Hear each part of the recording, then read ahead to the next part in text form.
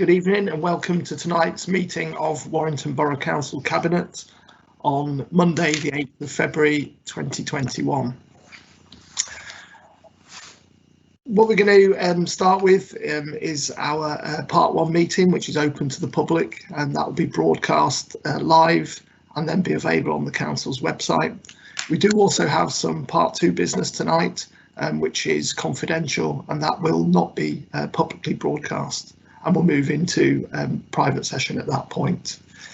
In terms of the meeting, if I can ask all participants to mute their microphones to ensure the camera is on, and obviously to indicate if they wish to speak or ask any questions on any item. At tonight's meeting, we've got all the members of the Cabinet. That's myself, Councillor Russ Bowden. I'm joined by Councillors Mitchell, Guthrie, Higgins, Jennings, Knowles, McLaughlin, Mundry, Patel and Smith. We're also joined by senior officers of the council. That's Stephen Broomhead, Matthew Cumberbatch, Linton Green, David Boyer, Steve Park and Amanda Amesbury.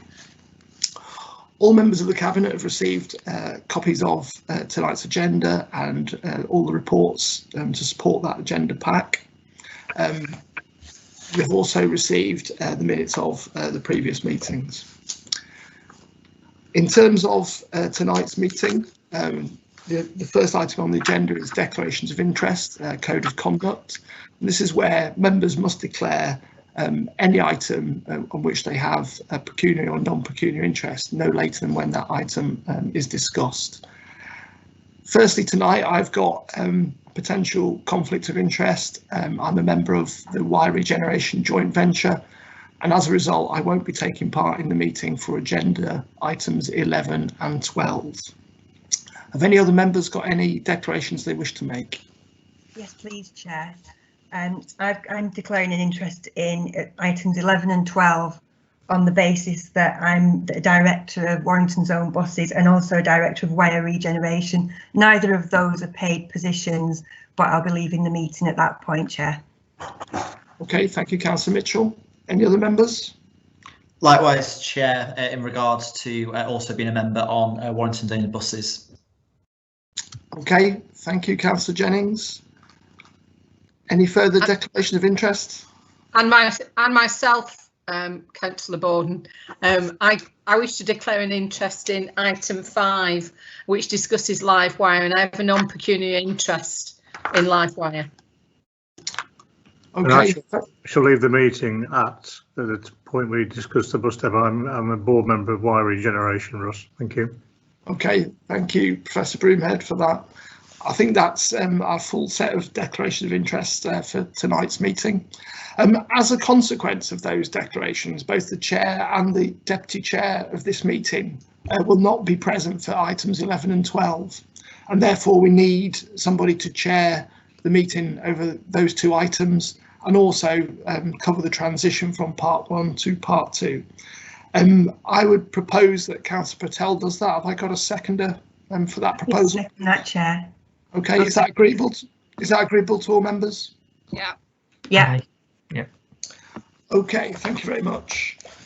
Moving on to item 2 of our agenda tonight. That's the minutes of the previous meeting held on the 11th of January. Are all members happy to accept that as a true record? Happy with those? Yes. Okay, thank you. Item 3 is cabinet decisions and forward plan. Members have seen the forward plan in the agenda pack, and there's also been an update provided by the Secretariat. Is anybody? I don't think there's anything too difficult in there. Has anyone got any observations, comments or questions? Are we happy to note the forward plan? Okay, moving on to the formal reports as part of the agenda. Agenda item 4 is our 2021/22 medium-term financial plan, draft revenue budget and capital programme. Councillor Mitchell, please. Thank you, Chair. So this is a report looking at the level of council tax to set, and that's taking into account business rate income and the income that we need for services in the next financial year. So presenting to Cabinet the proposed budget.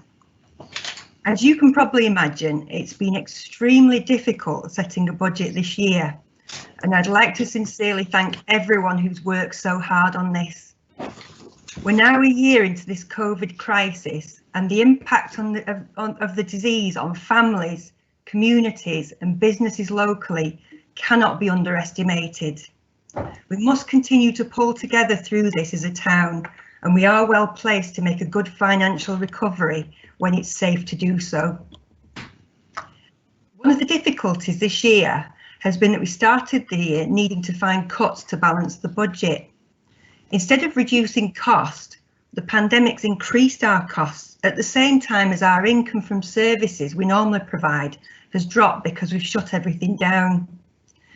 It looks as though this year we'll have a £7 million overspend, most of that being COVID costs. The government promised to reimburse our costs, but they haven't kept that promise, and we're still about £10 million out of pocket. Crisis has really shown all of the different stuff that the council does. Our staff have worked tirelessly, emptying the bins, handing out food and support to people who need it, supporting colleagues in care homes and schools, caring for people who need extra help, handing over government support for businesses. We're also looking after children in need. Let me give you an example of that. Our staff were called in following concerns about Jasmine, who'd attempted suicide twice. Jasmine's only 16 years old. One of our youth social workers was assigned to support her. At first, Jasmine didn't want to talk and missed sessions. As time went on, our social worker started to win her trust. Jasmine started to talk about racism she'd suffered at school and sexual harassment which she'd had to endure. She was given help and support to improve her self-esteem. Jasmine is also a really talented artist, and the social worker used these skills to help improve her mental health. Jasmine now works with a group called Empower and contributes hugely to helping other young people. She's much happier and getting on far better with her mum. And I'd like to say thank you to all of our staff for your dedication and hard work. One of the biggest parts of our budget is that of adult social care. And this is doing whatever is needed for people over 18 who need extra care, such as an older gentleman that our staff really recently helped, who'd suffered for a long time with schizophrenia. He's a regular attender at Warrington Day Centre, and his main carer was his wife, and she managed all of the family's affairs. Sadly, his wife passed away. He was totally overwhelmed with grief and stress at having to sort everything out, and wanted to move out of the house that he was living in because he didn't want to be where his wife had died. Our mental health outreach team provided him support to arrange for all of his benefits to be paid directly to him and for all his bills and direct debits to be set up from his bank account, which made it easier for him to manage. They helped him to apply for and move to a new property and liaised and enabled him to get a television. They also liaised closely with the day centre so that they could pick up his support once the role of our outreach team was finished. He's now settled in his new home and in receipt of all the appropriate benefits. He's got a better understanding of his personal finances and affairs, and he's receiving ongoing emotional support from the day centre staff and seems to be now managing well. Children's services and adult social care take 2/3 of our revenue budget. The funding of adult social care is a national problem. It's totally underfunded by government. The Prime Minister promised to finally sort this out when he was elected, but we're still waiting. He's failed to do it. Government recently announced extra funding for adult social care and then told us that most of it would come from council tax, passing on the cost to hard-pressed families. Councils have had their budgets cut by 60 pence in the pound over the last decade. Those cuts affect the people who need us most, the hardest. So, in the next year's budget, we have a shortfall of £11.6 million to deal with. We need £161 million, but we've got 150 coming in.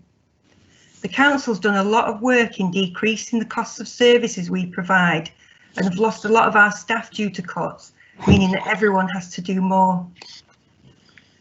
I've been working with officers, staff and trade union colleagues over the last 6 months to put together this budget. The council will work closely with staff and the trade unions to keep to a minimum the need for compulsory redundancies. Our income is largely made up of council tax, fees and charges and business rates. We used to receive revenue support money from the government, but that's dropped to just over £1 million a year over the last decade. The costs of providing services go up each year, but the amount of funding keeps decreasing. The council doesn't have any alternative but to increase council tax by 4.98%. 3% of that is the extra funding that was announced by government for adult social care. Most of it wasn't coming from government at all. It was going to come from us, council taxpayers. The rates for each band are set out in paragraph 9.4 in the report, and that also sets out by the other precepts set by other tax raising bodies, such as parish councils, the police and fire and rescue. Appendix 1 shows the budget increases by the service area, such as families and transport. And Appendix 2 shows the savings needed by department. Capital strategy is attached to Appendix 3. In terms of reserves, the council has adequate reserves, and those are set out in Appendix 4. It will need 3.5 million of those reserves to close the budget gap. We can't continue to go on like this. Reform of funding of councils is long overdue. Section 12 in the report sets out the school budgets, and I'll read out to you the recommendations at paragraph 17 of the report.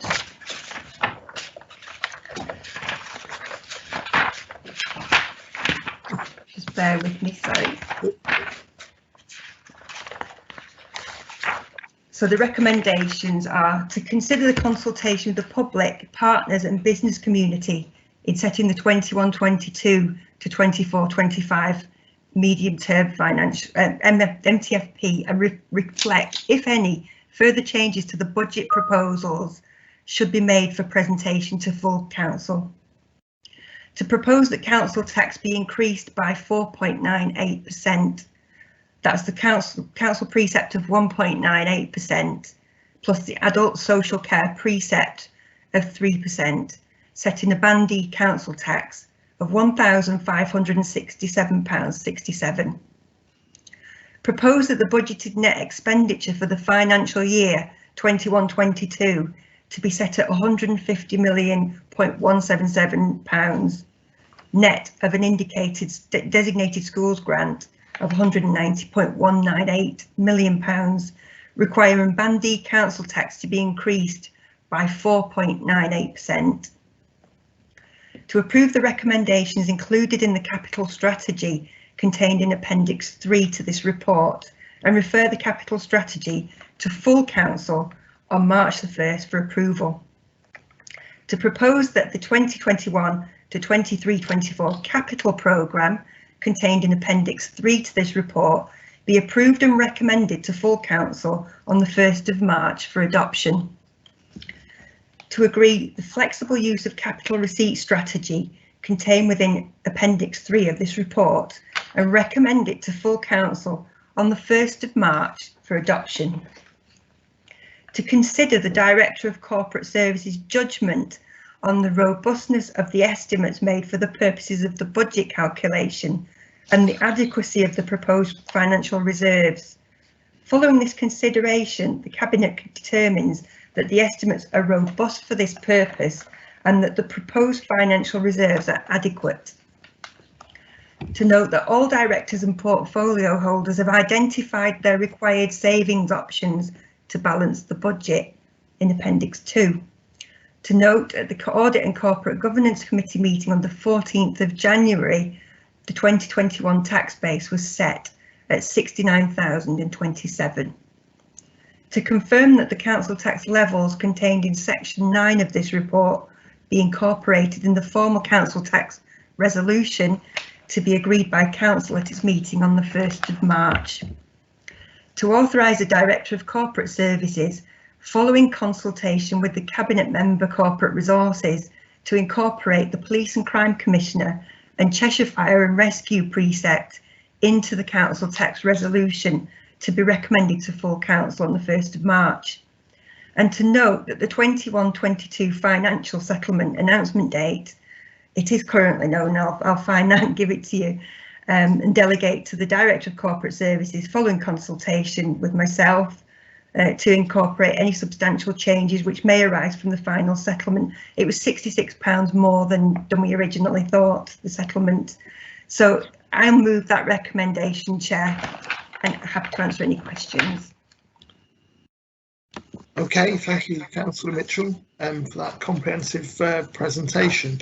It's interesting, isn't it, that still we're talking about a government that promised to provide the resources that councils needed in order to deal with COVID, and yet they have gone back on that promise.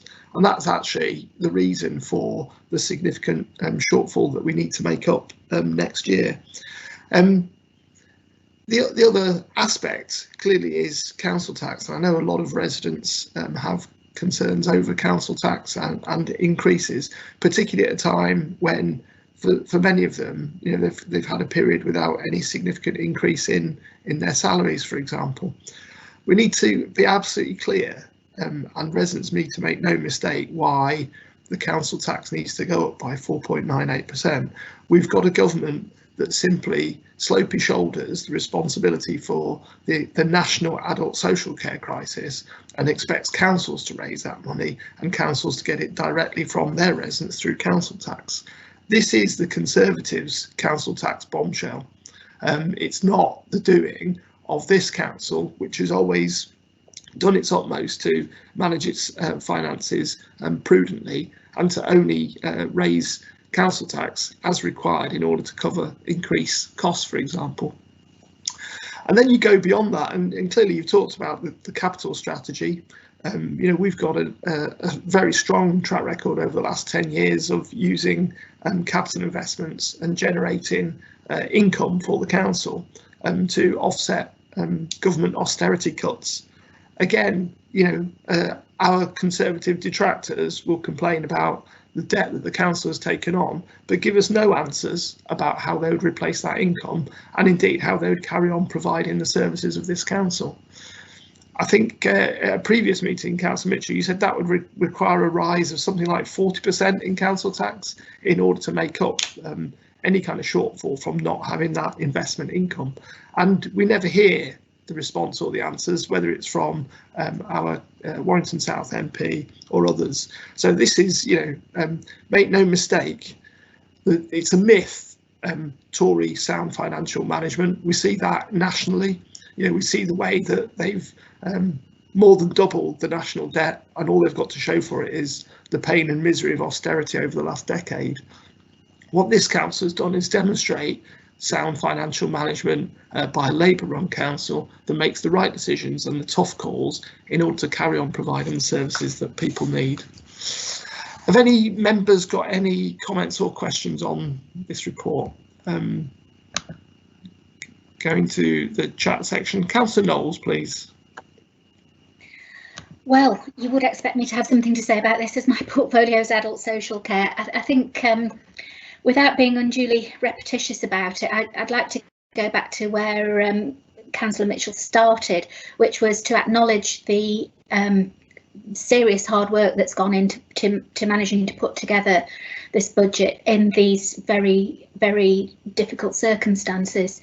And you know, there's sort of forensic detail that's gone into to make sure that everything is looked at very carefully, because we have a duty to the public of Warrington to make sure that we are doing the right thing, managing things correctly and getting best value for them. So that's really important, and that is a really large and sincere thank you there for all that work. But there's something about morality here as well, isn't there, and about our values, and those stories, they're not just idle stories. That's about the value of doing the right thing for individuals who are vulnerable. And increasingly, the money that the council spends, the proportion that goes on supporting vulnerable residents increases. So in a context of having had our budgets cut by 60% and now at least 2/3 of them going on adults and children's social care, it's a huge challenge, isn't it, for the council? There's a real fine balance there, isn't there, about making sure that people's needs are met and our statutory duties are fulfilled, whilst trying to also squeeze some money out of the budget to make sure that all the other services that everybody relies on, those kind of universal services, are still maintained as best we can, so that Warrington, you know, remains a decent place that looks cared for. And I think that the government has just really conducted a cheap trick, hasn't it? It's talked about supporting adult social care at a time when a real spotlight's been shone on it, and I think the public are more aware than they perhaps ever have been of the extent of those behind the scenes services that are really important to support people. And I think there's a much greater awareness across Warrington about the needs of vulnerable residents and the importance of looking after them properly.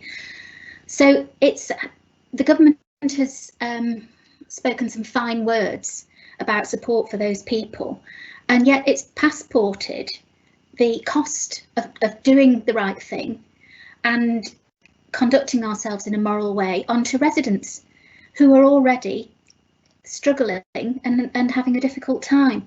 People are under real pressure, but nobody wants to see people neglected and calamities to happen. So somewhere we've got to balance this off, and this is being balanced off in the town hall, not in Westminster. So I'll stop there, because I think we're all in danger of breaking out into huge agreement about this. But really, without the capital funding, the extra capital that's coming into the council, I do not know what we would do. And I think that there will be some cuts being made that would have really unpalatable and morally incorrect consequences. So I think it's fortunate for the people of Warrington that we do have that extra bit of income coming in through those prudent investments that have been made. But the government needs to square up and do the right thing. I've said that before, but we're going to have to keep on talking about this until they do, because it's not acceptable. Thanks. Thank you for those observations, Councillor Knowles, and you're absolutely right about the public attention and focus coming on to areas such as social care, and I think that was brought into sharp relief last year with the impact of COVID, for example, and looking at the public response to the way that council workers in all departments went about doing their jobs, you know, and the way that the council stepped up and ensured that we kept the show on the road and kept those services going that people genuinely value and rely upon. And I don't think we've got any more comments or questions. So Councillor Mitchell has moved that extensive list of recommendations. We've got a seconder for those. I'll second it, Russ. Okay, that's excuse me, that's Councillor Guthrie. In moving to the vote, I'll come through each member in turn, and if you can just indicate whether you're for, against or abstaining, I'll just come through in alphabetical order. So Councillor Bowden, for. Councillor Guthrie, For. Councillor Higgins, For. Councillor Jennings, For. Councillor Knowles, For. Councillor McLaughlin, For. Councillor Mitchell, For. Councillor Mundry, For. Councillor Patel, For. and Councillor Smith. For. Thank you, colleagues, that's unanimous. Moving on then to item 5, National Leisure Recovery Fund. Councillor Higgins, please. Thank you, Councillor Borden. Well, the purpose of this report is to inform Cabinet of a grant application to the National Leisure Recovery Fund. Now, this application is in process, and we are putting the application in as we commission Livewire for the leisure services for Livewire. Now, as I say, this application is in process, and it goes to the National Leisure Recovery Fund, and that is being administered by Sports England. Now, before I move on further into this, last year we heard the immortal words of "whatever it takes" from Boris Johnson, and that they will match, we would not lose anything whatsoever. So can you hear me? Hello? Yes. Yes. Yeah, Oh, sorry. No, no problem. My computer went a bit wonky then, sorry. Sorry about that. I don't know what's going on. Rightio. Yeah, so last year we had the immortal words of "whatever it takes." Now, I don't think "whatever it takes" is offering this sector 15% of what is needed. £100 million is not £700 million, and this is what this sector needs. And the amount of money we're applying for won't even touch the sides. Now, if we are successful, and I believe we will be, it will only be between 450,000 or 495,000 maximum. There's a 10% difference. That's about 2 months loss of income for Livewire. That goes nowhere. That isn't doing all it takes. Now, this is a sector we rely upon. In Warrington alone, last year we had just short of 3 million visits to our leisure centres. That doesn't include pitches or court bookings. That's not individual visits, but that's a collective, very large number of 3 million. Now, when we set up Livewire as a wellbeing company, that was to recognise health and well-being about body and mind, and offering an holistic approach with all the very varied and vast different services, such as weight management, smoking cessation, developing healthy habits, all those lifestyle services. Fit and Fed in summer, Fit, Fed and Read in summer camps. Those are just some small examples about what our leisure service does in Warrington for our residents. And I don't believe that this government is doing enough. Yes, £450,000 is a lot of money, but when we're talking it in context to the decimation to the sector, where that sector is needing £700 million, £450,000 will not do it at all. And I haven't heard one single word from the Warrington South MP standing up for his constituents and for this town as a whole. Not at all. Not one single person has come forward from the Tory party and said anything whatsoever about this sector and about the well-being of this town. And I think that's appalling. Right. We have got recommendations for this. I mean, on the look of it, it's a very short report, but there's always more to these reports than meets the eye. So the recommendations are very clear, and they're laid out in point 10.1, and that is really just to, if the application is successful, is to approve the acceptance of the grant of up to £495,000 from Sports England. We've got number 2 and number 3. So any questions? Okay, thank you for that, Councillor Higgins. I do note your comment really, and certainly when you compare the value of this potential grant to the losses that we know Livewire have stated publicly that they've had due to COVID, then you're absolutely right. It doesn't really touch the sides. Clearly, we're in a position where we need to apply for whatever funding we can get to try and support Livewire, as they try and recover their position moving forward. And so, it's obviously right that the council applies for that money and can give it to Livewire in due course. I think it's actually quite ironic that this comes about from us having made the decision to outsource our leisure, and well-being service through Livewire as a CIC. The kind of actions that would normally be lauded by a Conservative government seem to have actually ended up penalising Warrington, because if these services were still in-house, we'd have received far greater financial support than what we're seeing through this £100 million fund that everyone needs to apply for in a competitive way. So that said, we do support fully Livewire. We set it up to be successful as a CIC operating here in the town, and clearly the council needs to do what it has to do in order to support the organisation going forward. Have we got any other comments or questions?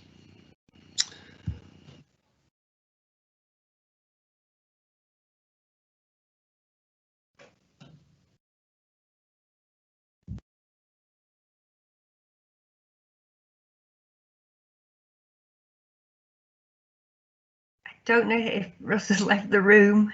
I don't know if anybody can tell. But well, my computer's. Hello again. I'm back. Oh, there it is. It's sticking. I just got thrown out. The meeting just closed. So, given we've got no further comments or questions, have we got a seconder for this report? Yes, I'll second. Okay, that's Councillor McLaughlin. If we can move to the vote then in the same way as before, Councillor Bowden for. Councillor Higgins.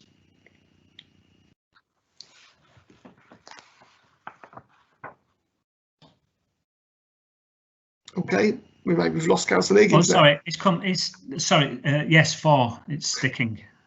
Councillor Jennings. 4. Councillor Knowles. 4. Councillor McLaughlin. 4. Councillor Mitchell. 4. Councillor Mundry. 4. Councillor Patel. 4. And Councillor Smith. 4. Okay, that's unanimous. Thank you, colleagues. If we move on now to agenda item 6, which is Council Achievements 2020. Hopefully members will remember us receiving a very similar report last year. And I think that was a really good demonstration of the work that the council did over the year. And so we decided to do the same in relation to 2020. And I think given the extraordinary year that we had last year, then it's a really opportune moment to reflect on the great work of the council, the excellent efforts made by our staff, often in partnership with organisations across the town, at what was clearly a really challenging time for our community. In resolving issues to do with the COVID pandemic, we were absolutely steadfast in our commitment to protecting residents, businesses and jobs wherever possible, and obviously maintaining all aspects of critical service delivery over that time. We began our recovery planning very early, and those ambitions that we set in terms of recovering from COVID and getting Warrington back on the front foot are very much a feature of our new corporate strategy for 2020 through to 2024 that was agreed at full council late last year and has now been published to our residents. I think we've seen an ever-changing environment, continued and ongoing pressures relating to COVID, increased transmission and infection rates, moving backwards and forwards between tiers and national lockdowns, and an ever-changing climate really of restrictions. But we continued throughout that period to learn from our experiences and to ensure that we were able to respond in the best possible way for the benefit of Warrington. I know also, that we worked with the Local Government Association on a joint recovery and renewal exercise in the autumn, and that report is now being received and will be published on the council website. I think it gives really strong independent support for the work and efforts that Warrington Council undertook during 2020. As part of that, the senior leadership team have completed the attached report, Council Achievements for 2020, and I think that's an excellent record really of the activity, achievements and outcomes that we've delivered over the last 12 months. It's by no means exhaustive, even though it is quite a comprehensive report, but it really does set out a number of really positive outcomes that we've delivered, either as elected members or through our excellent and committed workforce, or in close partnership with partners and stakeholders. And it sits alongside really our detailed performance management information that we take on a quarterly basis that tracks our performance and delivery against the corporate strategy. I think it's an excellent document. It really does show our delivery and how it matches against the council's pledges. And it's really important, I think, that we make this report available to residents in Warrington, because I think it's a really strong demonstration of what a Labour council has delivered for Warrington and its residents in the last 12 months. The context is obviously around the challenge of COVID in 2020, but I think if you took a broader view, you would see how a Labour council has delivered here in the town against the long-term challenge of Tory austerity since 2010. And I guess in the same way, you know, it's been an incredibly difficult task, but we haven't, you know, simply given up. We haven't just passported cuts onto residents, but we've always been resolute in finding new ways of generating income in order to maintain services and to deliver the support and services that people in Warrington need and deserve. I think it's an illustration of our ambition and vision. It's a very strong demonstration of our track record, particularly as we head towards May. And I think, you know, when you look at how much has been achieved over the last decade, it's quite clear that now is not the time to change direction. This Labour Council has got serious ambition, aspiration and vision for the people of Warrington, and everything we do can be boiled down to that level of support and commitment to Warrington to deliver the absolute best in terms of services, in terms of environment and in terms of life chance and opportunity. And that's the context in which I think we head forward to the local elections in May with a very strong track record of delivery, a record of honesty and trust that people in Warrington can get behind, but quite clear that it doesn't stop here. We've got that drive and ambition to take Warrington forward in the years coming. And I think, you know, reports such as the one I'm presenting to you tonight are a really clear demonstration to people here in Warrington of what it means to have a Labour council that is on their side, that continues to support them and continues to drive for the absolute best for Warrington and the people who live here. So I'll move the recommendation as in paragraph 10, which is to note the report that's attached to this agenda item. In terms of comments or questions, I've got Councillor Mundry first, please. Yes, thank you, Russ. An excellent report, I think, demonstrates some of the work that we've been getting on with over many years. What I wanted just to add to this is that we do have the local transport plan 4, which people have commented on being very ambitious, and can we actually deliver on it? So with this, I've asked the officers to prepare reports about our achievements, particularly in looking at the transport plan 4 and our highways improvements we've done, because it's been over £100 million worth of investment over the past 5 years within Warrington, and I wanted to highlight some of that work. So, and I've been asked questions by members of the public and councillors. Can we demonstrate what we've done, and can we achieve our ambitious plans? So I've asked the officers to give me two short reports about the achievements, particularly in the transport we've made over the past 4 or 5 years. Thank you for that, Councillor Mundry. I think that'll be a really helpful illustration as well. I think you said on many occasions that the work we've delivered in terms of transport infrastructure over the recent years has brought in significant level of funding from Department for Transport, and that we have you know, a track record of delivery, and that's, you know, we're trusted partners in that sense. You're absolutely right about LTP4. You know, there is a lot of ambition in there, particularly about that modal shift in how people move about Warrington. You know, and I think those are really important aspects that aren't just about transport. They've got a far bigger meaning in terms of air quality, in terms of health and well-being, for example. You know, really important things in terms of improving Warrington as we move forward. So thank you for that. I've got Councillor Smith next, please. Thank you. This really is a tremendously positive report outlining the council's achievements, and I'm sure, like everyone here, I could pick out and highlight some achievements within my own portfolio, like the Educare Outreach Hub and the work of the Early Help Team, which has been incredibly useful for the vulnerable people who've been relying on it during COVID. And I'd just like to make two other points, really.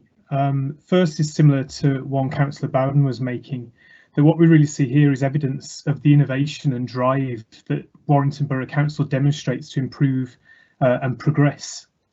And this report's evidence of that sort of fundamental approach that we have. And I think it reflects exceptionally well on the council at all levels, from employees through all the way up to the leadership and management. But also, it's not just a sort of static list, it is a snapshot in time of initiatives and projects that we have in place. But many of these are continuing to develop and will continue to deliver benefits to our town and to residents of the town for many years to come. So I'd just like to finish by thanking all the officers for their hard work in putting the report together and delivering these achievements. Thank you. Thank you, Councillor Smith, for those really supportive comments. Come to Councillor Knowles next, please. Again, just briefly, and trying not to sort of repeat what other people have said, I think that sense of vision of where we're headed is really coming through in this report. It's not just what's been done, it's what is in train to be done in the future. And I've been constantly impressed, particularly over this last 12 months, when everybody could have been forgiven for just sort of standing still and coping, that there still has been such a lot of work on innovation, on looking out beyond Warrington to see where best practice is, and taking on some of those new ways of doing things which will improve outcomes even further. So that drive to improve and to refine what's being done by the council so that it's the best it can be, I think is really, really important. Two other things that come out of this report for me are the fact that it's not just about improving things, it's about making sure that the maximum number of people can benefit, so that the impact is spread and those outcomes are there for a wider range of the residents of Warrington. So that's really important. And the other thing that comes out for me really, really strongly is partnership. And I think we can see examples of that in many, many different aspects of the report. The way we work with other agencies on the transport front, I think some of the funding that's been brought in is testament to those good relationships and trust with external agents, because they know that their job's going to get done. In terms of social care, there are really strengthened partnerships with health colleagues, with other organisations who are looking at best practice, and that goes really right across the board. That those relationships with partners, including voluntary partners, there's been an awful lot of work done between the local authority and various voluntary organisations in Warrington, and I see that as a real strength. So I think it's that we're stronger together, and when we pull in that advice, when we pull in the advice from the local government association and take that on board, it's all about being on a trajectory of ambition, of improvement, and of really delivering and having impact with what we do. Thanks. Thank you, Councillor Knowles. I wish I'd said that now, thanks. Councillor McLaughlin next, please. Thank you. At the risk of repeating Councillor Knowles, I think what you want in a situation of crisis is to know that the people around you are on your side, and this report demonstrates entirely that our council has been on resident sides throughout this pandemic, throughout the most difficult circumstances. Officers have stepped up right across the board, and as you say, with that strong partnership working, which we have a strong track record on.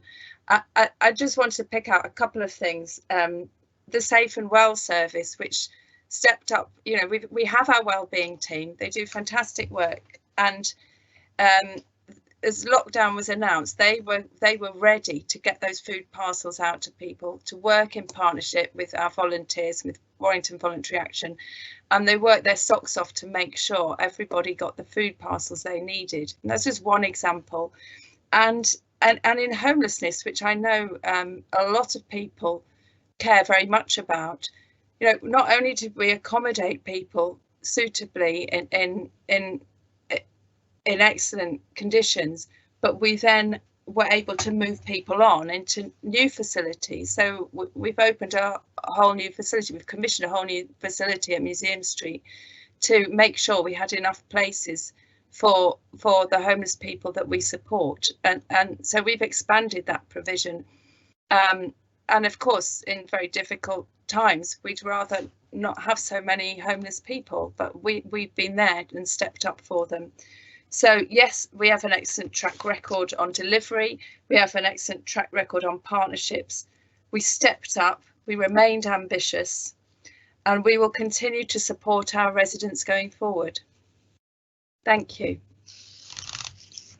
Thank you for that. Those really positive and supportive comments as well. I think our last contribution is from Councillor Patel, please. Thank you, Councillor Bowden. So much has been said already, and I just want to focus on one thing, which is that our political detractors often use cheap political gains by saying this Labour administration does not help their part of the town. And actually, when you look at this report, we've worked hard, and the council officers have worked hard, not only for all residents in all parts of the town, but also for all demographics as well. Young and old, you can see we're providing support and services for people of all ages, regardless where they live, regardless of their background. And I think that just shows it doesn't matter which way people vote. Ultimately, this Labour administration will look after all the residents of Warrington. Thank you. Absolutely spot on comment there as well. Okay, if that's all the comments or questions, have I got a seconder for this report? I'll second it, Russ. Okay, it's been seconded by Councillor Patel then, thanks. If we move to the vote in the normal way. So Councillor Bowden, 4. Councillor Guthrie, 4. Councillor Higgins, 4. Councillor Jennings, 4. Councillor Knowles, 4. Councillor McLaughlin, 4. Councillor Mitchell, 4. Councillor Mundry, 4. Councillor Patel, 4. and Councillor Smith. 4. Thank you, colleagues. That's unanimous. Agenda item 7, establishing a DPS for the commissioning and procurement arrangements of home care and outreach support for children and young people with disabilities services. Councillor Smith, please. Thank you. This report proposes the introduction of a dynamic purchasing system for the supply of agency support and care for children and young people with disabilities. This is the same process that Cabinet have previously agreed for the provision of other services, and the justification is broadly similar to that presented by Councillor Knowles when those proposals were agreed by Cabinet. The current framework for these services comes to an end on the 31st of March 2021. The challenge with the current framework is that only a small number of providers have ever submitted bids for work under the framework, and over time this has reduced to a point where just a single provider is bidding for work. One result of this is that on occasions it's been necessary to enter into single purchase arrangements with organisations off framework to ensure access to care and support for children and young people with disabilities. The framework limits supply and access to services as new providers are unable to join it. A dynamic purchasing system allows new providers to apply to join at any time. This is a benefit to newer organisations and small and medium enterprises. The DPS will include 4 lots. The first is standard for individuals needing less than 10 hours per week of support or care. Next is complex for individuals with complex needs requiring greater amounts of care, and that's divided into 2 lots for those with and without additional medical needs. And finally, mother and baby support, covering in-home support with reference to parenting skills and other needs. The key feature of the DPS will be a person-centred tender process. This will ensure that services are tailored to need, whilst offering flexibility and choice to children, young people and their families.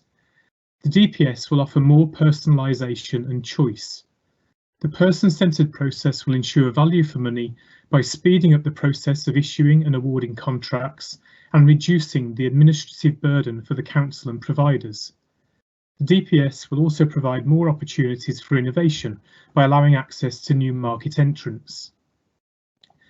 There are currently 29 individuals who are receiving these services.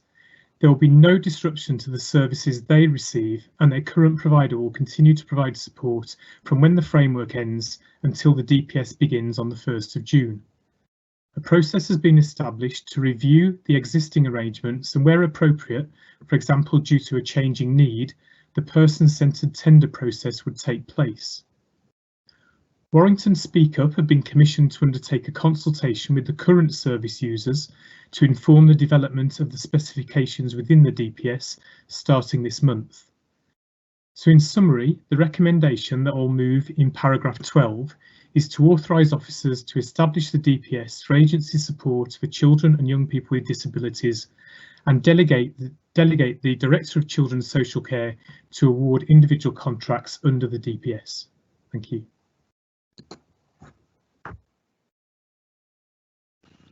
Okay, thank you for that, Councillor Smith. I think this obviously follows with some recent decisions we've made about other dynamic purchasing systems for other services across adults and in particular. So I think in terms of process, it looks like a fair one in terms of ensuring that we can get the level of support from a wide range of providers in order to support vulnerable people. So and whilst it doesn't offer necessarily financial savings, it's about outcomes and what's delivered in support. Have I got any comments or questions from members on this item? If not, have I got a seconder for the report? I'm happy to second, Chair. Okay, that was Councillor Jennings, thank you. In which case we'll move to the vote. So Councillor Bowden, 4. Councillor Guthrie, 4. Councillor Higgins, 4. Councillor Jennings, 4. Councillor Knowles, 4. Councillor McLaughlin, 4. Councillor Mitchell, 4. Councillor Mundry, 4. Councillor Patel, 4. and Sorry. Councillor Smith. 4. Okay, thank you, colleagues. That's unanimous. Moving on to agenda item 8, COVID-19 procurement arrangements. Councillor Mitchell, please. Thank you, Chair. When COVID hit, the government relaxed the rules for councils in obtaining goods and services and removed the need to tender. That was because it was difficult for companies to fulfil the requirements and also because urgent decisions were having to be made. So this is a monthly report which is to consider at each cabinet meeting what decisions, if any, have been made under these provisions. So I'm just reporting really to Cabinet that no actions have been taken this month, but clearly the report's been stayed in for transparency purposes. The recommendation is at paragraph 12 of the report, and I'll move that recommendation, Chair. Okay, thank you. Very straightforward and null report, but as you said, important in terms of transparency of what we're doing on the procurement front. I don't envisage any questions, so have we got a seconder for this report? I'm happy to second, Chair. Okay, thank you, Councillor McLaughlin. In which case we can move to the voting. So Councillor Bowden, Councillor Guthrie, 4. Councillor Higgins, 4. Councillor Jennings, 4. Councillor Knowles, 4. Councillor McLaughlin, 4. Councillor Mitchell, 4.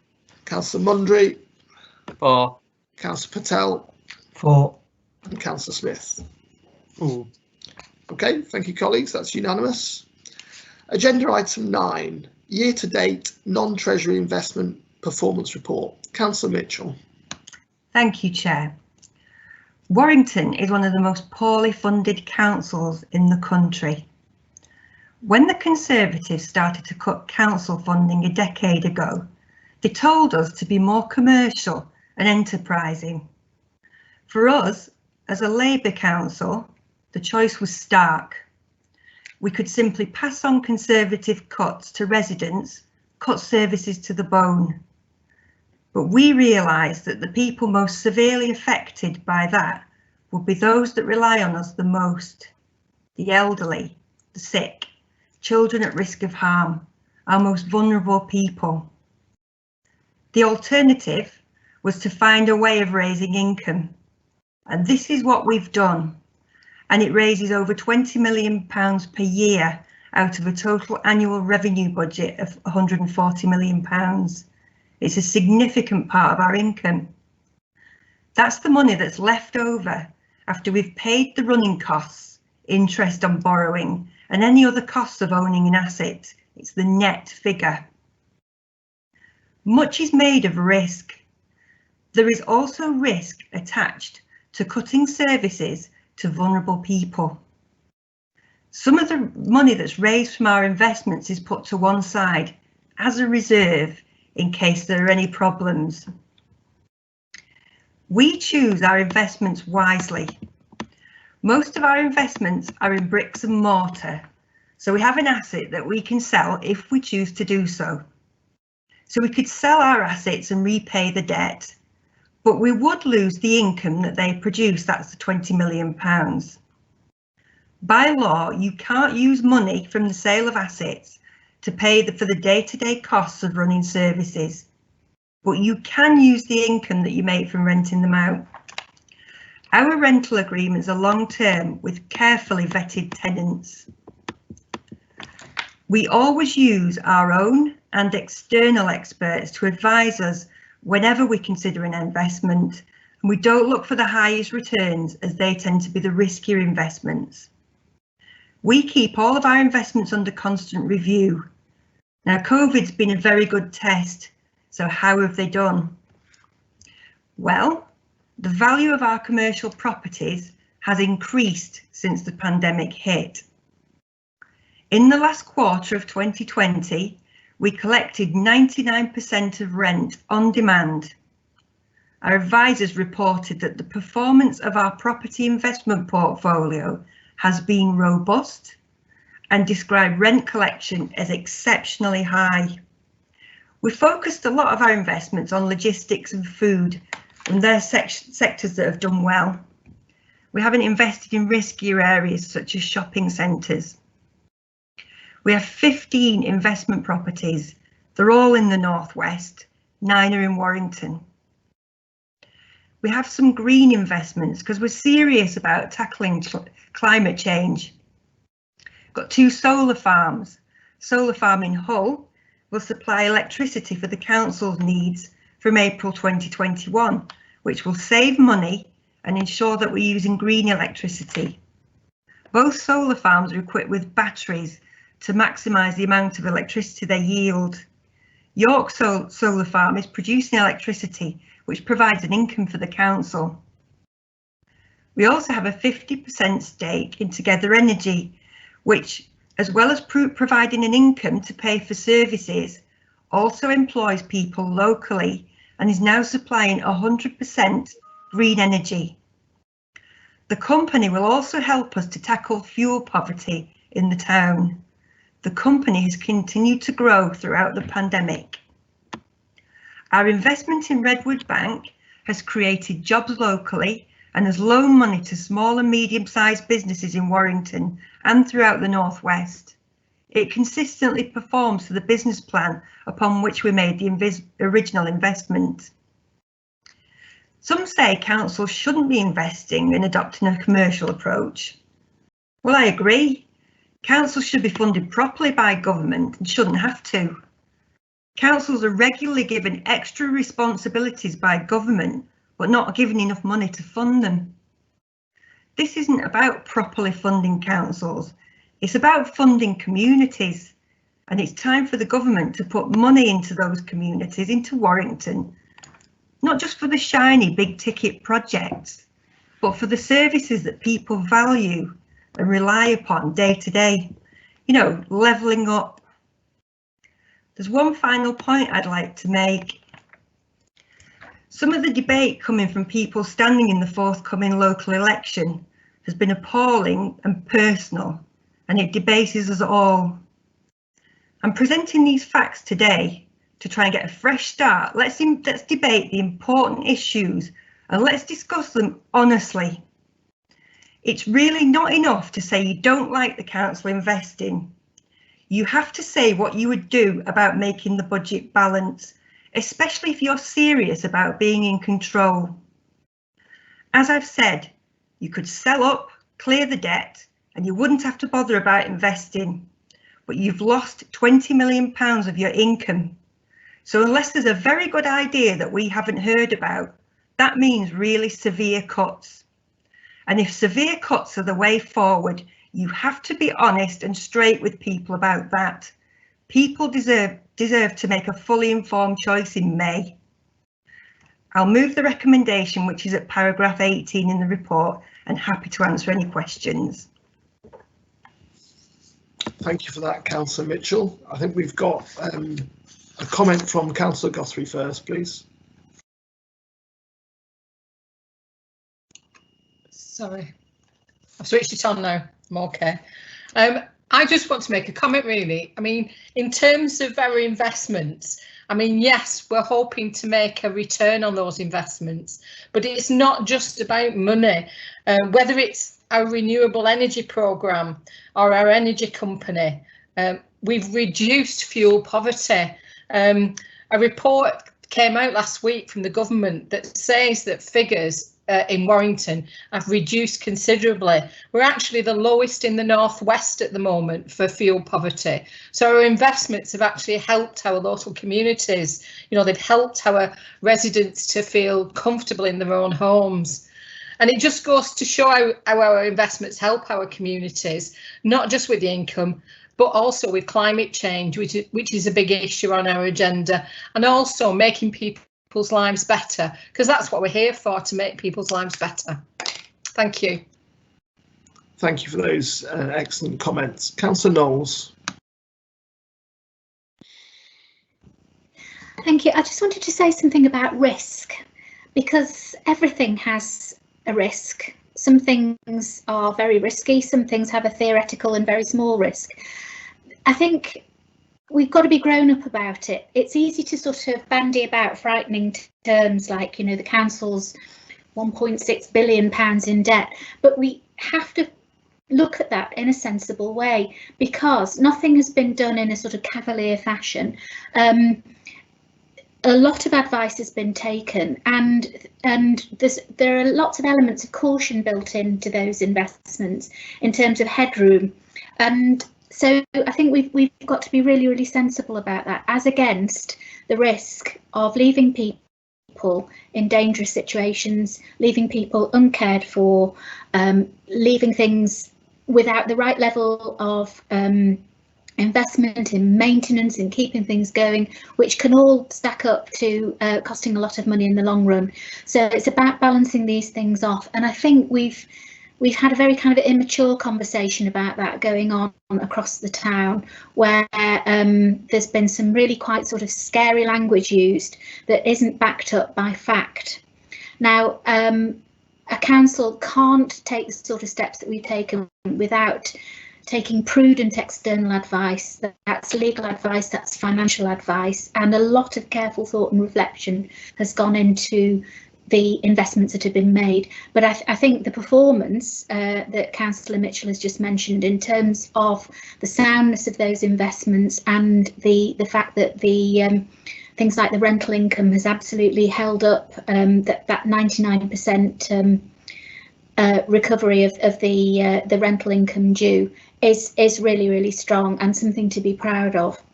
So I personally would not be wanting to take the risk of us doing nothing and leaving people exposed to hazardous situations. We have to safeguard people, we have to maintain services, and it's not the way that any of us would want to, but this is the only option that really has been given to us. And on a very small personal note, every time I get a fuel bill, I have a small smile, because it comes from Together Energy, and in a time tiny little way, that contributes to addressing fuel poverty in the town. And I think, you know, other residents have done the same thing, but it's nice to be able to put your money where your mouth is and do something in your own town that matters to some people who are really struggling with fuel poverty. So thank you. Thank you for those comments, Councillor Knowles. Councillor Jennings is next, please. Echoing other comments, the bottom line is that the government has forced our hand to make these investments. If they funded us properly, we wouldn't need to do this. But it is a safe pair of hands with sound business advice that is ensuring that these investments are providing an income to safeguard people and services, and it's our communities that benefit. But we've still got a long way to go. Our most deprived wards have a 7-year life expectancy difference between our more affluent wards. That is an inequality that we've got to fix in this town, and it is these investments that plug the gap in funding for services that help to close some of those inequalities. But it is only because we are chronically underfunded by this government that we have to look towards these investments. So it is a safe pair of hands that is guiding these with sound business advice, but ultimately the buck stops at the government to give us the proper amount of funding we require to do this and more, to ensure that our communities are best served in this town. Yeah, thank you for that, Councillor Jennings. Totally agree with you there. I really welcome this report. I think Councillor Knowles mentioned about being able to move towards a more mature debate around the council's commercial strategy, and I think because this has been relatively new territory for councils in recent years, you know, a lot of the decisions we've made have by necessity been commercially confidential, and it's been difficult to share some of the details or evidence about how well they're performing with the people of Warrington. This report, I think, in aggregate shows, you know, the strength of performance across a number of different areas where the council has invested, and that, you know, that's absolutely testament to the processes we've gone through, as has been mentioned, the due diligence, the risk assessment, the use of external advisors, you know, and in many cases the approach of Warrington, you know, has been recognised by our peers within local government, you know, as examples of good practice in how to go about these kind of investments. I think the important bit to recognise, you know, sometimes people forget that we're borrowing the money to do this. It's not like this is money that we've got stuffed down the back of the sofa in the town hall. We're borrowing money and making strong investments that generate a net surplus that we have as income and that can go into funding revenue services.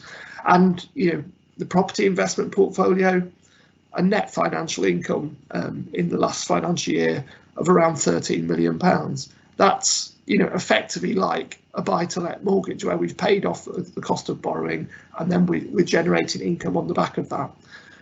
Those assets that we've bought are also worth more than we paid for them. So, you know, in terms of maintaining a portfolio, we've got options around buying more properties or releasing some of these at the right time in order to make a capital receipt. But there's a really strong governance process within the council that manages that. In terms of the overall level of debt, it's a really complicated picture at times, and people have to recognise that a significant part of that projected debt is actually if all of our registered social landlord loan facilities were drawn down. That's not the position we're in currently. But of course, each of those is secured greater than 100% asset value against the stock and assets of the housing association. So, you know, in terms of asset value, the council's in a strong position, and every single one of those generates income to the council in terms of initial upfront arrangement fees or in terms of an interest premium against the borrowing that the council undertakes. Again, that generates something like £6 million of income to the council on an annual basis. When Councillor Knowles mentioned Together Energy, it's been a really interesting journey, and I'm really pleased that she's joined many people in Warrington by taking her utilities from Together Energy. But the direction of travel since the council invested has been really impressive. A massive improvement in customer service, from being the bottom ranked energy provider in the UK to now be 21 of 35. That's a significant improvement. And, you know, there are still our detractors out there who don't want to recognise that big improvement. We're now Together Energy are now supplied wholly with green energy from Ørsted, for example. And for the first time, the company has moved into profitable trading. That's a great improvement in their financial performance, and that will be making a contribution in line with our budgeted projections to the council's medium-term financial plan. You know, that is a good success story. Policy-driven investment to tackle areas like fuel poverty, but obviously to improve access to green energy for Warrington residents, and to improve our environment here in the town.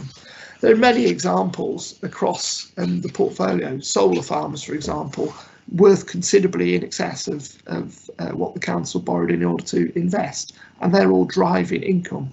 For the first time, we've got evidence here, you know, in its totality, which I hope people will take the time to look at, to read, to get the true story of Warrington's commercial investments and understand the really important part they're playing in delivering the vital services that everybody wants to see from the council here in Warrington.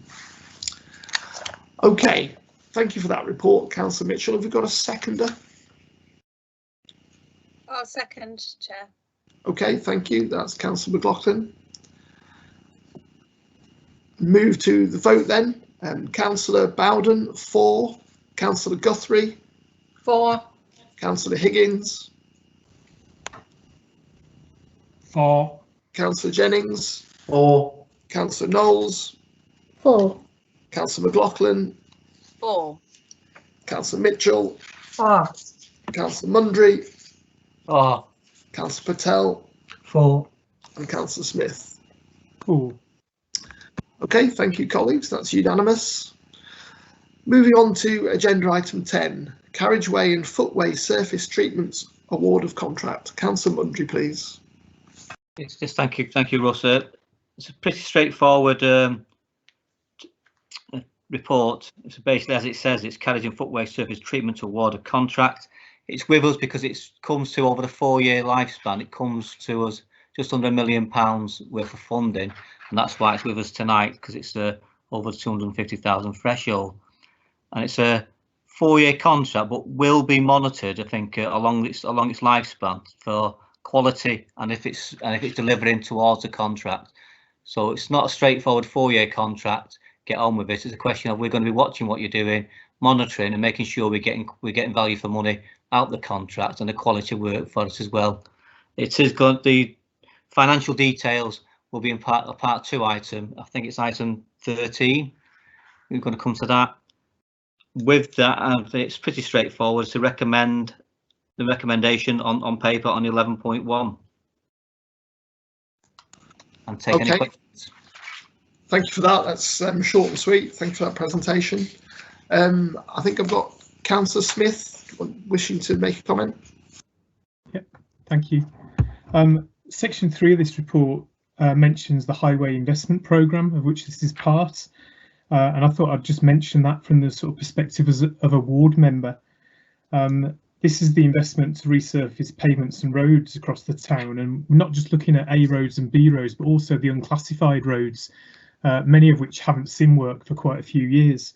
And when I reflect back on my ward 5, 6, 7 years ago, we've done quite a lot of investment on the main roads, the roads in and out of the villages. But a lot of the smaller roads, those unclassified roads, really needed a lot of work. And the previous highway investment programme, we scheduled a lot of those roads to be looked at. And now when you wander around the villages, and I think we're all spending a lot of time at the minute with lockdown, walking endless miles around our local areas, and you see so many of these smaller roads that have had work done on them. So many pavements that have been replaced that if you go back 5 or 6 years, were in a real state and desperately needed it. And these are differences that people see the minute they step outside the front doors. And when you're speaking to residents, you get so many positive comments about, you know, you ask them, is there anything you need to make us aware of, anything you'd like to raise with us? And they say, oh, well, it would have been the pavement or it would have been the road, but you've done that. And I think it just deserves a little bit of recognition of how positive the impacts of the highway investment programme has been. And when you go to other authorities, you know, we used to be able to travel outside the borough and go to other places. When you see what happens in a lot of those places, they're not having that sort of investment. A lot of their smaller roads are still in a real state.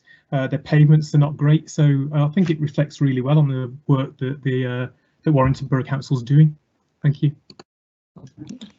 Thanks for that, Councillor Smith. Do you want to come back on that, Councillor Mundry? I would like to, because it is something unique for Warrington. It's something we decided to do, like I said, 4 or 5 years ago, is that Warrington decided to put this fund to one side, specifically to do areas that don't normally get done. I think Warrington borrowed £40 million at the time to make sure our roads could start getting some of the work they needed done. Bear in mind, when we did the survey, the total cost of bringing all our roads and footpaths up to the standard they should be, bear in mind we've had decades of underinvestment at that time, was £400 million.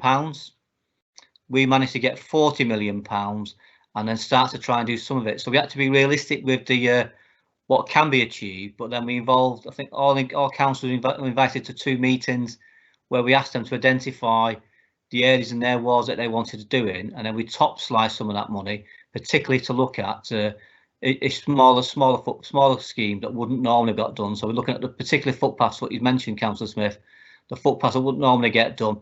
They still all had to meet a tough criteria what's set by the government to make sure there was red or amber in the criteria set by government office. But then we could actually redirect some of the funding to where people wanted it to be spent, rather than just sticking to the main roads. So it was something unique for Warrington. Other towns have started looking at what we did and starting thinking about doing it themselves. But I think we were the leaders in this, and it's paid dividends across the town. We've not been able to fix everything. Like I said, we only had 10% of the money we really needed, but we actually made best use of that fund to make the best benefits we possibly could in every community. And I've had the report. One of the reports I'm asking for is a report on that, to show that with this work got done in every single ward in the town. Thank you. I was trying to remember what the figure is nationally, and the Local Government Association are really good at this in terms of talking about, you know, the shortfall there is in road maintenance, you know, potholes, you know, road surfacing, whatever, and it's north of 10 billion, I think, you know, nationally. So, you know, it's an eye-watering number, and clearly government isn't providing that level of funding, and it's down to authorities such as ours to do it themselves. So yeah, definitely join Councillor Smith in congratulating officers and yourself, Hans, for the work that you've done. Are you looking to second this report, Councillor Smith? Yes, I will. Okay, thank you. If we move to the vote then, Councillor Bowden, 4. Councillor Guthrie, 4. Councillor Higgins, 4.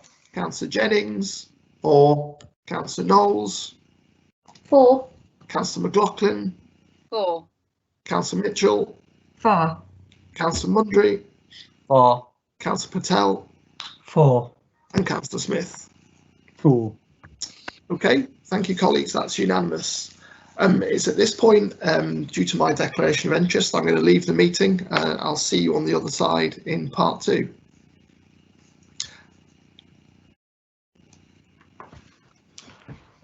Thank you, Russ, for handing over to me.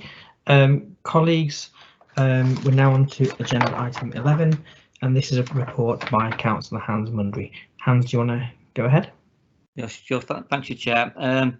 It's highlighted on the paper as being bus depot relocation, but that's the main focus of the report.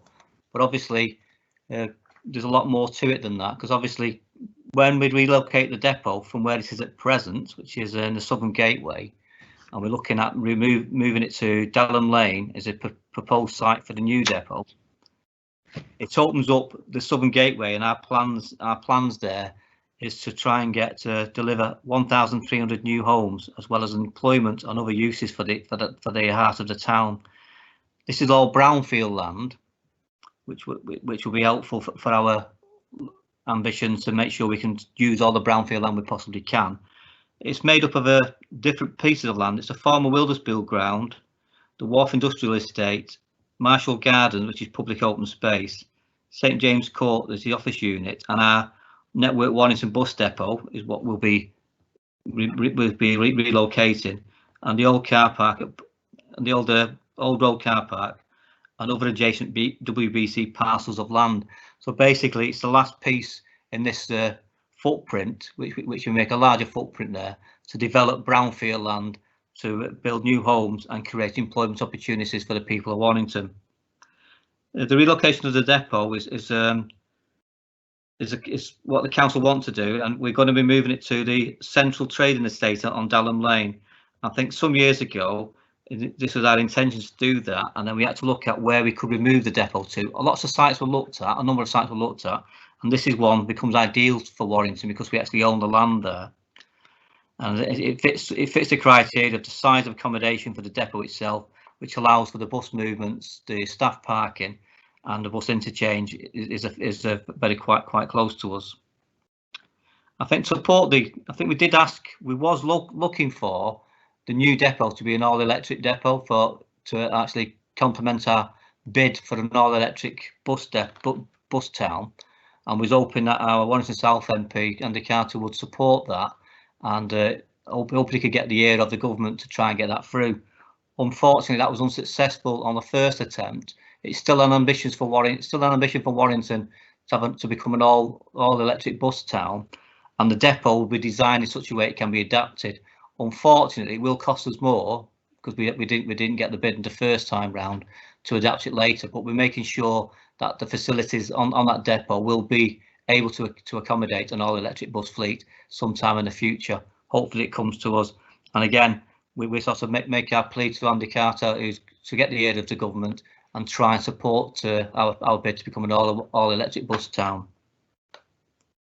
I think to support this, I think the actual bid itself, we've got £1 million from, as I said, accelerated town deal funding, over 800,000 from the town deal funding, and 5.2 million from getting building funding. So we've got just over £7 million of external funding coming to the town towards the cost of the new depot. And with that, I'm going to look at just moving the recommendation as such, because most of the recommendation comes under the Part 2 item, because it comes into the funding and where we're going to get the rest of the funding from and the contract itself. So I'm going to move the recommendation as it says in 11, and then bear in mind is that the recommendation of 12 is to go forward to the Part 2 item. We'll take any questions if people have got any questions at this point.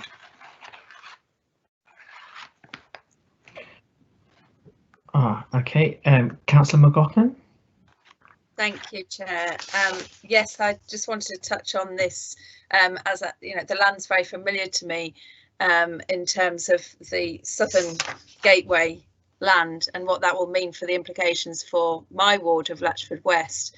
And we're looking at delivering 1,300 new homes in the Southern Gateway. And this is brownfield land. But what this is quality transformation of homes for people that need them, and homes in places where people want to live.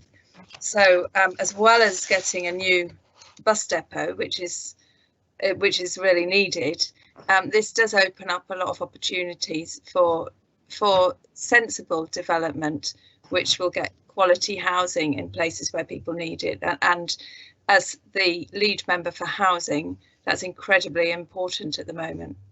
And it's also protecting some greenfield sites elsewhere, getting housing on this land. Yes, quite. Do you want to come back on that, Tesh? Only if you have to. Okay. I just think it's a point well made there by Councillor McLaughlin about the brownfield land and building on brownfield land, and it will, of course, mean we have to use less greenbelt land going forward. But Warrington is trying to make sure it identifies all the greenfields, the brownfield sites it possibly can to develop, and making this footprint larger allows us to deliver more on brownfield sites there. I think it's being on the edge of the town as well. It's quite close to be able to cycle into the town centre, so it comes within our first mile in, first mile out of the town centre, and it could reduce some of the traffic movements where some other developments may cause more traffic movements. Thank you for that, Ditesh. Thanks, Hans. I mean, I've just got a couple of observations really about this report. One, I do despair that towns like Warrington have to bid for funding, and actually our taxpayers and our residents are paying the same amount of tax, the same tax rates as residents in the south of the country, and yet when you look at where government is spending the majority of its income, the majority of its funding, it is being diverted to Tory heartland areas. And in the northwest and the northeast and parts where there are more deprived communities, we're having to go through this lottery of having to bid for funding, when actually it shouldn't matter. It should be the same amount of investment wherever you are. So that's my first comment. And I think I'd just like to pick up on your point about support from our Tory MP. Ultimately, you can't complain. Well, he does, but he can't complain. He shouldn't complain to the papers and the media about Greenbelt land being at risk, when actually he's not supporting us to develop this brownfield site in the town centre in the way he could. He could easily have lobbied government to give us that investment in the same way Tory MPs down south are successfully lobbying the government for investment in their areas. So those are my two real observations, Hans. I don't know whether you want to come in on those or. Yeah, I can quite easily come on them, because I think particularly with us not getting our fair share of funding from government, I think it's highlights from one of the previous reports where we do have to do things differently in Warrington to try and get some income into the town, and that's why some of our investments have to be made, because we have to supplement under government funding for schemes like this, because it's just something we need to develop. We want to develop the brownfield. We want a new bus depot. We want an all-electric bus town. But to do that, it costs money. And like you quite rightly said, is the government underfund us. We have to go chasing around and bidding for bits of money where we can possibly get it. And then we have to use any investment opportunities to try and make up the difference, where a lot of other towns, you quite rightly said, don't need to do that. And I think if people start looking of where the government funding actually goes, and look at how many Labour towns get funded compared to how many Conservative towns get funded, you really will be amazed of how the taxpayers' money gets moved around the town, and how many Labour towns like ourselves need to fight for any little bit we get, where other towns don't have to do half as much. Thanks, Hans. Okay, do we have a proposer and a seconder for this report? Well, I'm proposing it. Yeah, do we have a seconder? I'm happy to second. Thank you, Rebecca. If we move to the vote, Councillor Bowden and Councillor Mitchell have stepped out of the meeting, so I'll go through the others. Councillor Guthrie? 4. Councillor Higgins? 4. Councillor Jennings? I think he's out as well. Oh yes, sorry, yes. Councillor Knowles? 4. Councillor McLaughlin? 4. Councillor Mundry? 4. Myself, Councillor Patel, I'm 4. And Councillor Smith? 4. Okay, thank you. For the benefit of the members of the public who might have joined the meeting late, this meeting was being held in part 1, which is open to the public, and we are now going to go into part 2. If I can have a proposer and a seconder for part 2. Well, I'll propose that we move to part 2 of the agenda. I'll second it. Thank you. I'll take that as passed by the committee, by the cabinet, and thank you. That will close part 1 of the meeting.